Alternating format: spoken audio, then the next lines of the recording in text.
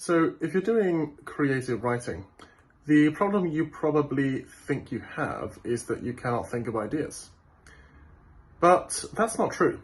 The problem students actually face with creative writing in GCSE English is that they have too many ideas. What they do not have is confidence. So they sit there and ideas run through their head, hundreds of ideas every minute, but they don't think any of those ideas are good enough.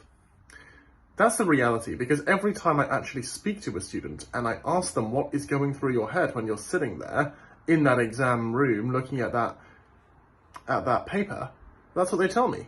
That they can think of names, they can think of people, they could describe those people, they could think of stuff that might happen to them, but they can't think of anything to write about. Well, actually, they're just not confident that anything they're going to write will be good enough. So the truth is that it doesn't matter.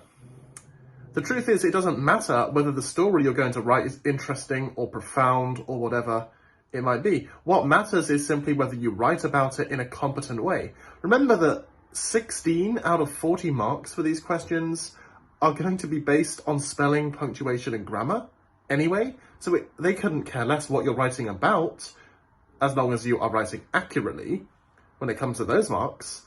And the other 24 marks, those are mainly based on your tone, your style, whether you use literary devices and descriptive language. None of that stuff says that the content of the story has to be exciting and amazing.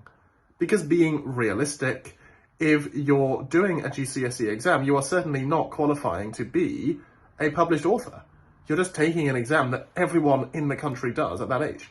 So they're not looking for some amazing, spectacular story. They're looking for you to show that you can do the basics well. It doesn't really matter what you're writing about, as long as you write about it in a competent way and in a way that shows the skills you've been learning in GCSE English language over the last couple of years. And so the best way to revise for creative writing is, first of all, to read and analyze similar stories. Now, I'm not just going to say read, but read and analyze. If you are not analyzing, you are not learning the skills. You're not understanding the devices and everything else it is that those writers are doing. So just sitting down and reading a book is not going to teach you creative writing. The other thing you have to do is practice.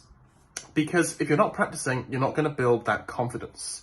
You need to be practicing regularly and getting guidance of what you've done. You will not be able to figure out the exact mark you get without an expert to mark it. You can look at the mark scheme, you will not find them helpful. Believe me, they are very, very vague.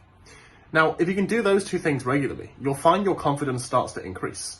But what I want to share with you is one thing that I've been doing with my students that allows them to very quickly think of the basic structure of any story or piece of writing. And it's called the 5 W's. So you ask yourself these 5 questions: who, what, where, why, and when. And if you can answer those 5 questions, the 5 W's, then you have already generated a story. Because who is a character? What is a story, is a plot? Where and when are a setting, and why is a motivation, which goes deeper into your character's personality. If you can simply write the answers to those questions, then you've got all the information you need to write a story, and you should be able to answer those questions in about 1 minute. You can spend the rest of your time planning what to do in each paragraph.